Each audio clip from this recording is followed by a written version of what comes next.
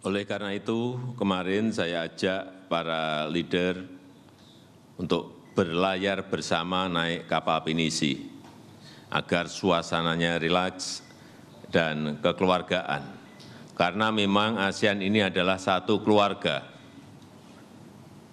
Ikatannya sangat kuat, kesatuannya sangat penting untuk berlayar menuju tujuan yang sama, menjadikan ASEAN epicentrum of growth dan kawasan damai, stabil, dan sejahtera.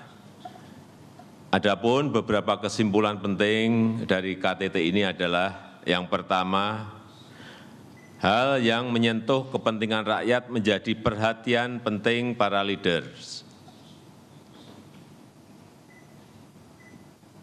termasuk perlindungan pekerja migran dan korban perdagangan manusia. Dan saya mengajak negara ASEAN untuk menindak tegas pelaku-pelaku utamanya. Yang kedua, terkait Myanmar. Pencideraan terhadap nilai-nilai kemanusiaan tidak bisa ditoleransi. Dan 5-point konsensus memandatkan ASEAN harus engage dengan semua stakeholders. Inklusivitas harus dipegang kuat oleh ASEAN karena kredibilitas ASEAN sedang dipertaruhkan. Dan Indonesia siap berbicara dengan siapapun, termasuk dengan junta dan seluruh stakeholder di Myanmar untuk kepentingan kemanusiaan. Dan yang penting untuk saya tegaskan bahwa engagement bukan recognition. Melakukan pendekatan bukan berarti memberikan pengakuan. Sehingga saya tadi menyampaikan di pertemuan bahwa kesatuan ASEAN sangat penting. Tanpa kesatuan akan mudah bagi pihak lain untuk memecah ASEAN. Dan saya tidak yakin tidak satupun, saya ulang, saya yakin tidak satupun negara ASEAN menginginkan hal tersebut. Tidak boleh ada pihak di dalam atau di luar ASEAN yang mengambil manfaat dari konflik internal di Myanmar. Kekerasan harus dihentikan dan rakyat harus dilindungi. Yang ketiga, terkait penguatan kerjasama ekonomi. ASEAN sepakat untuk membangun ekosistem mobil listrik dan menjadi bagian penting dari rantai pasok dunia, sehingga hilirisasi industri menjadi kunci. Selain itu, implementasi transaksi mata uang lokal dan konektivitas pembayaran digital antar negara sepakat untuk diperkuat. Ini sejalan dengan tujuan sentralitas ASEAN supaya ASEAN semakin kuat dan semakin mandiri. Itu yang ingin saya sampaikan. Terima kasih. For the question and answer, we have one from Indonesian media and one from foreign media.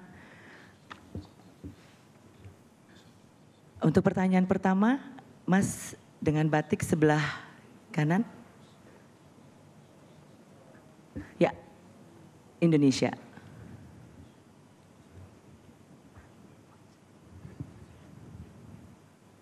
Selamat siang, Bapak Presiden, Ibu Menteri, Bapak Sekretaris Negara. Saya Kris Mada dari Kompas. Tadi Bapak Presiden menyinggung soal Myanmar. Sampai sejauh ini berbagai stakeholder dan berbagai pihak di Myanmar sepertinya tidak mau menghentikan kekerasan, tetap baku tembak dan sebagainya. Apa yang akan dilakukan ASEAN pada fakta itu? Terima kasih, selamat siang.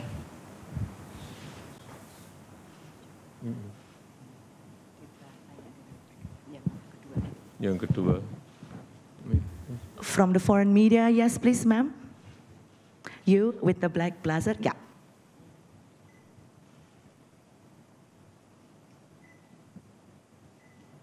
Good evening, Pak. Hello. Good evening, Pak. I'm Chandni Vatwani from CNA. Pak, my question is also on Myanmar.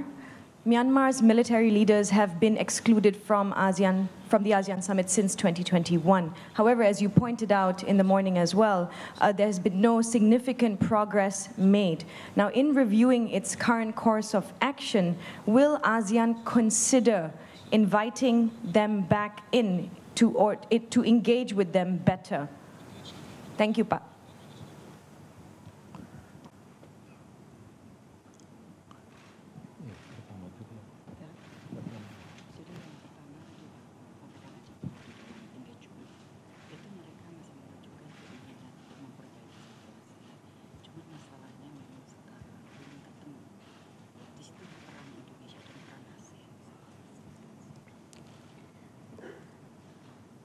Jadi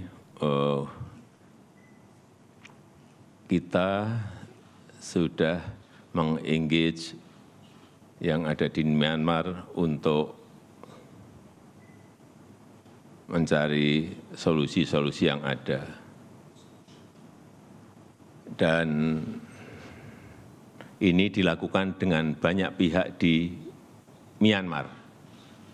Meskipun kita tidak selalu berbicara mengenai itu, tapi sudah kita lakukan.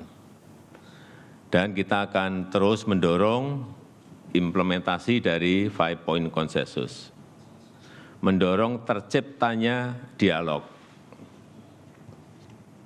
dan tidak hanya dengan junta, karena di sana banyak pihak yang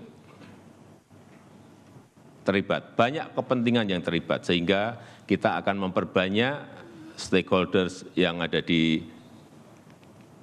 Myanmar untuk ikut bersama-sama, sehingga perlu didorong terciptanya dialog-dialog sebanyak-banyaknya. Dan juga memfasilitasi AHA Center untuk menjalankan tugas-tugasnya.